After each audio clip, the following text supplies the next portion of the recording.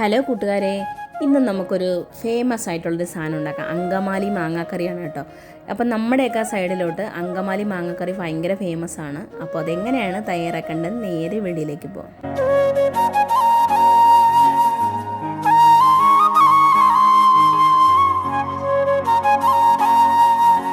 അപ്പോൾ അങ്കമാലി മാങ്ങാക്കറി തയ്യാറാക്കാനായിട്ട് തുടങ്ങാം. അതിനായിട്ട് ഞാനിവിടെ ഒരു ചട്ടി എടുത്തിട്ടുണ്ട് കേട്ടോ. അതിനകത്തേക്ക് 1 ടേബിൾ സ്പൂൺ നമ്മുടെ ഇഞ്ചി ചെറുതായിട്ട് അരിഞ്ഞു കൊടുത്തത്, ഉള്ളി, സവാള, ഇതിൻ്റെയൊക്കെ കറക്റ്റ് അളവുകൾ ഞാൻ ഡിസ്ക്രിപ്ഷൻ ബോക്സിൽ ഇട്ടേക്കാം. സവാള എടുത്ത് കൊടുക്കുന്നുണ്ട്. പിന്നെ ഒരു 2 പച്ചമുളക്, കുറച്ച് മഞ്ഞൾപ്പൊടി, കുറച്ച് മല്ലിപ്പൊടി, പിന്നെ വേണ്ടത് ഉപ്പാണ്. ഉപ്പ് ആവശ്യത്തിന് ഉപ്പ് ഇട്ട് കൊടുക്കുക. പിന്നെ ഇതിനകത്തേക്ക് മാങ്ങ, ഞാനിവിടെ അധികം പുളിയില്ലാത്ത മാങ്ങയാണ് എടുത്തിരിക്കുന്നത്.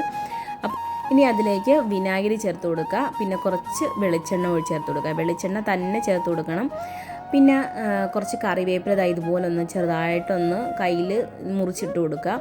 അതിനുശേഷം കൈ കൊണ്ട് തന്നെ നല്ലതുപോലെ നമ്മുടെ സ്മാഷ് ചെയ്തെടുക്കണം കേട്ടോ. നമ്മുടെ ഈ ഉള്ളിയും ഇതുമൊക്കെ ഒരുപാട് അങ്ങ് നമ്മുടെ മാങ്ങയൊന്നും ഇതായി പോകരുത്, ഉടഞ്ഞു പോകരുത്. പക്ഷേ ഉള്ളിയൊക്കെ നല്ലതുപോലെ ഒന്ന് നമ്മുടെ കയ്യിലെ ചൂട് കൊണ്ട് തന്നെ നല്ലതുപോലെ ഒന്ന് ഇതായിട്ട് വരണം. അപ്പോൾ നല്ലപോലെ ഒന്ന് ഇത് കുഴച്ചെടുത്തതിന് ശേഷം അതിലേക്ക് 2-ാം പാലാണ് ചേർത്ത് കൊടുക്കുന്നത്. 2-ാം പാൽ 1 കപ്പ് 2-ാം പാൽ ചേർത്ത് കൊടുക്കുന്നുണ്ട് കേട്ടോ. അതിനുശേഷം അതൊന്ന് ചൂടാക്കാൻ വേണ്ടി നമ്മൾ അടുപ്പത്ത് വെച്ചിട്ടുണ്ട്. നല്ലതുപോലെ ഒന്ന് തിളച്ച് നമ്മുടെ മാങ്ങയൊക്കെ 2-ാം പാലിൽ കിടന്ന് നല്ലതുപോലെ വേവണം. നല്ലൊരു മണമാണ് കേട്ടോ കറി തയ്യാറാക്കുന്ന സമയത്ത്. അപ്പം നല്ലതുപോലെ ഒന്ന് നമ്മുടെ മാങ്ങയൊക്കെ വെന്ത് ഒന്ന് കുറുകി വരുന്ന സമയത്ത് നമുക്കതിലേക്ക് 1-ാം പാൽ ചേർത്ത് കൊടുക്കാം. 1-ാം പാൽ ചേർത്ത് കൊടുത്തു കഴിഞ്ഞാൽ അപ്പം തന്നെ ഒന്ന് ചൂടായി നമ്മുടെ ചട്ടിയുടെ ചൂടിൽ തന്നെ അത് റെഡി ആയിക്കോളും. തീ ഓഫ് ചെയ്താൽ മതി.